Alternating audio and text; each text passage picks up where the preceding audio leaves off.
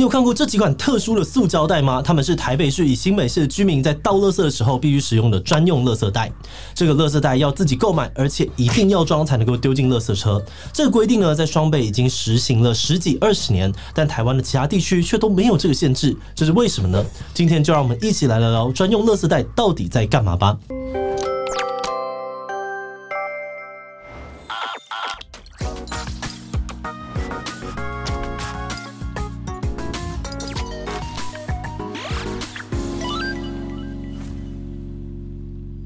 Hello， 大家好，我是志奇。不知道观众里有多少从外县市搬到北部生活的人呢？你们有没有经历过突然不知道怎么倒垃圾的文化冲击呢？双北推行的专用垃圾袋其实是来自一个叫做垃圾费随袋征收的政策。换句话说，就是每倒一袋垃圾就要付一袋垃圾的钱的意思。等等，这难道是说台北特别天龙，连倒垃圾都要花钱吗？不，其实不论你是哪里人，丢垃圾政府都是有收钱的。政府为什么要收垃圾费？卖垃圾袋有比较好吗？其他县市的人又是怎么付钱的呢？在开始今天讨论之前，先让我们进一段工商服务时间。你对木工创作有兴趣，但总是找不到得心应手的工具吗？手持锯片费时又费力，要使用各式的电动工具，又很需要技巧跟经验，所以很多的木工创作者都梦想过买一台 CNC 切割机，让自己可以精准又轻松的完成脑中创作。现在这已经不是梦想了。台湾团队 QBO 推出的 QBO X 不只有能够切3公分木板的专业切割力，同时也是拥有 CNC 自动化加工功能的神器，让大家能够用小体积、小预算就打造出自己的居家木工坊。今年初 QBO X 呢，已经在美国的募资平台 Kickstarter 上面完成了3600万的集资。现在他们选择回到台湾，在嘖上面提供全球最低优惠价回馈给大家。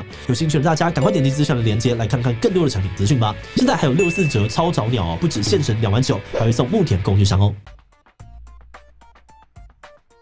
虽然对大部分的人来说，垃圾就是丢进垃圾车就结束，但后续垃圾还需要被分类、焚烧、掩埋才算是处理完成。而这些处理呢，都需要靠政府的支出建设与人力费用来执行。于是，1974年，台湾政府开始依据《废弃物清理法》固定跟民众收取垃圾清理费用，而收取方式是在水费里面外加一定的 percent 数，当做垃圾处理费。只不过，因为大家通常都是整张水费的账单一起缴哦，所以很多人呢，其实对于垃圾费都很无感。而这个做法呢，也一路没有什么争议的延续至今，除了台北市之外。1990年代，台北市人口越来越多，出现了垃圾量暴增的状况，焚化炉与掩埋场都快要不够用了。当时台北市政府为了减少垃圾量，决定要尝试让民众换个方法倒垃圾。这个方法呢，就是推行专用垃圾袋。台北市从2000年开始规定，民众倒垃圾之前，必须要先购买专用垃圾袋，把一般垃圾装进去之后，才能够丢到垃圾车。而至于资源回收或者厨余，则是跟原本一样，不需要另外收费。这套花钱买垃圾袋背后的逻辑呢，就是把垃圾费从水费当中独立出来，让民众更清楚地意识到丢垃圾是要付钱的，而且倒越多就越贵。他们推过，民众对垃圾费有感之后，就势必会为了省钱，比以前更认真的进行垃圾分类，落实资源回收。那么要焚烧掩埋的一般垃圾就会减少，而可回收的垃圾则会增加。2000年政策上路之前呢，台北市府花了不少的时间宣传垃圾费随袋征收的优点，更强调随袋征收其实比随水费征收更省钱。但是说，民众体感上呢，大多都还是觉得以后倒垃圾要多花钱了，所以法规上路之前呢，曾经出现过不少的疯狂现象。许多民众为了避免日后花大钱倒垃圾哦，都赶在还能够用一般垃圾袋丢垃圾的时候，替家里疯狂大扫除。政策上路前的前一天呢，台北市环保局的稽查大队在许多的公园还有路边都发现了比以往更多的大型垃圾。而那天的早上，垃圾车在进行日常清运时，木栅区竟然出现了大批的民众带着大扫除后的垃圾倾巢而出，排队丢垃圾的人龙足足长达了30公尺，把垃圾车塞到比过年还爆炸，更是造成了后续一连串严重的垃圾车误点。那幸好混乱的日子没有太久，台北市民很快就习惯了这个新的政策，而政府呢也在后续进行更多的配套措施，例如让专用的垃圾袋呢更容易的买到，让超市的购物袋可以直接当做垃圾袋使用，从多方面提升了便利程度。不过这样政策真的有达成减少垃圾量的目标吗？ 2006年一项数据显示，台北市的资源回收率，也就是资源回收量占所有垃圾总量的比例，从专用垃圾袋实施前的个位数上升到了40%。去年2022年的统计呢，全台北的资源回收率甚至高达了70%。那当然，台北市的垃圾量也显著下降了。根据台北市政府的统计2000年实施专用垃圾袋之前，台北市每天的垃圾量呢有2931公吨，但到了2010年已经减少到了989公吨。近几年则是已经趋于稳定维持每天1000公吨左右。台北市整体的垃圾量呢，跟政策实施前相比大幅减少了60%以上。而这样成果呢，民众也有福同享，因为垃圾量的减少所以2011年开始呢，台北市专用垃圾袋还曾经降价，从每公升0.45元降到每公升0.36元。除此之外呢，关键评论网也曾经在2015年比对全台的资料，发现台北市民每个月平均的垃圾费用真的比其他县市跟水费一起征收还要便宜。台北市改采了垃圾袋随袋征收的10年之后，新北市也因为遇到了严重的垃圾暴增问题，而在2010年全面的推行自己的专用垃圾袋，成效一样显著。新北环保局表示政策实施之后呢，资源回收率从26% 上升到了58%，而家家户户每年支出的垃圾处理费也从平均的1300元降到了平均390元。那说到这里不知道你会不会跟我一样好奇，为什么这样政策优点这么明显，其他县市却没有一起跟进呢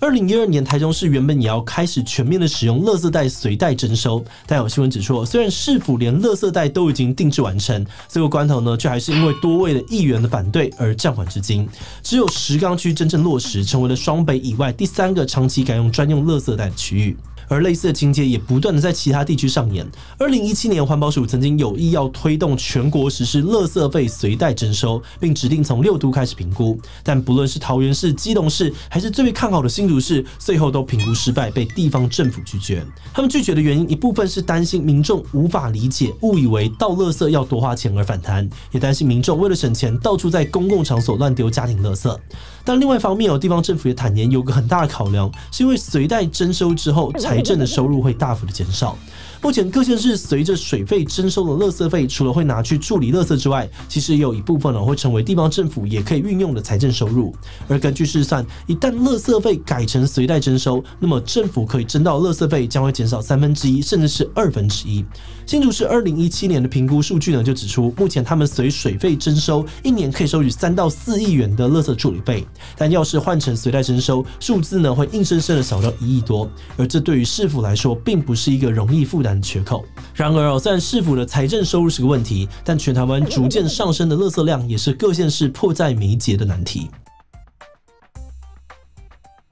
根据环保署统计，全台的垃圾量每年都在增加。2021年，全台湾整年的一般废弃物总量数字正式突破了1000万吨，甚至呢，在2022年更来到了1185万吨，创下了历史新高。而这样子越来越多的垃圾量，逐渐让一些地方不堪负荷。像是今年5月的新闻就指出呢，台南市每天的垃圾量来到了1800公吨，现有的焚化炉已经处理不过来，每天都会剩下450公吨，必须要先打包放旁边。而这些剩余的垃圾呢，已经累积了30万公吨，光这些呢就还要20年才烧得完，更不用说每天都还会多出许多烧不完的垃圾，未来只会越积越多。但是反观台北，2021年的时候，他们不仅是6都当中垃圾生产量最少的地区，也是全台湾垃圾量最少的城市。环保署认为，这都要归功于台北市的垃圾袋政策，以及借此培养出来的垃圾分类习惯。